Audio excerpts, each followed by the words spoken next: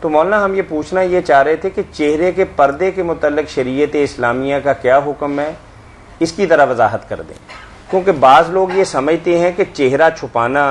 شریعت اسلامیہ کے اندر نہیں ہے، اور بعض لوگ یہ سمجھتے ہیں کہ چہرے ہی کا چھپانا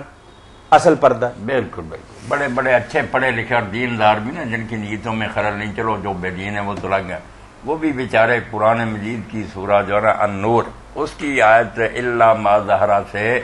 مغالطہ میں پڑ گئے، کیونکہ اس کی تفسیر حضرت عائشہ صدیقہ رضی اللہ تعالیٰ عنہ، حضرت ابن عباس رضی اللہ عنہ، اسی طرح صحابہ تابعین ائمہ سب کرتے آتے ہیں کہ منہ اور ہاتھ ننگے رہیں گے گھٹنوں تک۔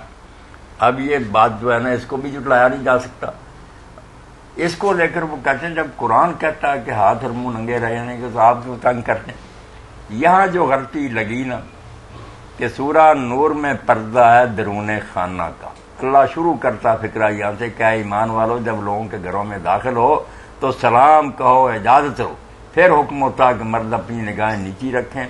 اپنے جو شرم والے حصے ان کو احتیاط سے چھپائیں، عورتوں کے لیے بھی فوکس۔ اس میں یہ بات آتی ہے، گھر کے اندر کی بات ہی وہ شروع کو نہیں پڑھا، اس کو باہر لے آئے، ساری تباہی ہو گئی، بڑے بڑے امام عالم بھول گئے۔ یہ صرف مولانا انور شاہ رحمۃ اللہ علیہ اور مولانا اسلائی صاحب جو ہے نا، ان کو اللہ نے یہ توفیق دی، وہ کہتا ہے شروع تو پڑھو، گھر کی بات ہے، گھر میں داخل ہونا تو یہ کرو۔ اور اس سے یہ بات بھی حل ہو گئی کہ جو حکم ہے کہ اپنی نگاہیں نیچی رکھیں، اس پر لوگ سوال کرتے تھے کہ جب تم کہتے ہو چہرے ڈھکے ہونے چاہیے تو نگاہیں نیچی کرنے کا فائدہ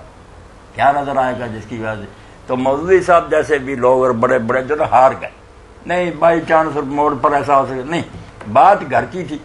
گھر کے اندر جو آئے گا نا، جس شریف آدمی کا آپ آنے نہیں گے، رشتہ دار ہوگا یا دوست ہوگا، یہ آپ کا کام ہے کہ دیکھیں اندر آنے کے لائق ہے کہ نہیں، اس سے منہ اور ہاتھ جو ہے نہیں چھپائے گئے، سیدھی بات، نہ دیور سے، نہ دیور سے، نہ پھپھی کے بیٹے سے، خواب ٹانگے نہ لوگوں کو کرو۔ پھر قرآن کا حکم گھر کے لیے ہے کہ منہ اور ہاتھ ننگے رکھو، مگر زینت کے ساتھ نہیں، بن سمر کر اور میک اپ کر کے نہیں، یہ چیزیں ہیں محرموں کے سامنے ظاہر کی، وہ آگے حصہ آتا۔ باہر جب نکلیں گے تو آئے گی سورہ احزاب، کہ جب عورتیں جو ہے نا گھر سے باہر نکلیں تو اپنے اوپر بڑی چادریں لیں، اس کا ایک پلو اپنے آگے لٹکائیں تاکہ ان کے چہرے نظر نہ آئے اور پہچان آ جائے کہ یہ شریف زادیاں ہیں، ان کو چھیڑنے کی ضرورت نہ کرنا۔ یہ بات وہاں بیان ہوئی ہے کہ اے رسول اپنی بیٹیوں، بیویوں، مومنوں کی عورتوں کو کہہ دے کہ گھونگھٹ نکالیں۔ وہاں تفسیر جو ہے نا صحابہ تابعین سے یہ پورا چھپاتے تھے، ایک آنکھ ننگی رکھتے تھے راستہ رہے، تو گڑبڑ کر دی کہ باہر کے پردے کو اور گھر کے پردے کو آپس میں خلط ملط کر ایسے سیٹ نہیں ہوتی۔ بڑے بڑے امام عالم میں پڑھ چکا ہوں، ان سے بات نہیں بنتی،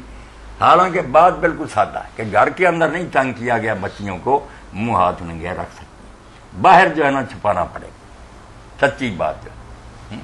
اور یہی صحیح۔ ٹھیک ہے،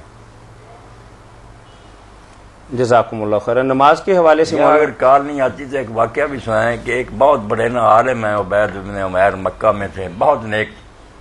امام ابن حبان کتاب الثقات میں لکھتے ہیں کہ وہاں ایک آدمی تھا، اس کی بیوی تھی جس کا چہرہ چاند کی طرح کا۔ اس نے کہا کہ یہ عبید بن عمیر کہتے ہیں اس کو کوئی گمراہ نہیں کر سکتا، میں کروں گی۔ وہ گئی پردہ کر کے چہرہ چھپا کر حرم شریف میں، اس نے کہا میں نے کوئی مسئلہ پوچھنا، ذرا کونے کی طرف لے گیا، چہرہ ننگا کر لی۔ اب عبید بن عمیر نے اسے کہا اللہ سے ڈر جا، اتنا واز شروع کیا کہ مرنا ہے، یہ حسن سارے ختم ہو جائیں گے، جہنم میں جلے گی، اتنا واز کیا کہ اس نے منہ ڈاکا، واپس آئی، تہجد گزار ہو گئی، ساری باتیں چھوڑ دیں۔ اب وہ کہتا تھا اس کا خاوند کہ عبید بن عمیر نے میری بیوی کو بگاڑ دیا، یہ تو درویش بن گئی، ولی اللہ بنا دی، گئی اس کو بگاڑنے کے لیے، مگر اس نے اللہ کی توفیق سے ایسا آواز کیا کہ پردہ بھی کیا اور نیک بن گئی۔ تو چہرے کا پردہ تو ہمیشہ سے شریف زادیاں کرتی ہیں، یہ جو بھی عالم کہتا ہے کہ چہرے کا پردہ نہیں، قرآن سے ٹھٹھا کر۔ بالکل اسلائی صاحب کی تفسیر بھی اس موقع پر تدبر قرآن ضرور دیکھنی چاہیے، بہت عمدہ۔ جزاکم اللہ خیر۔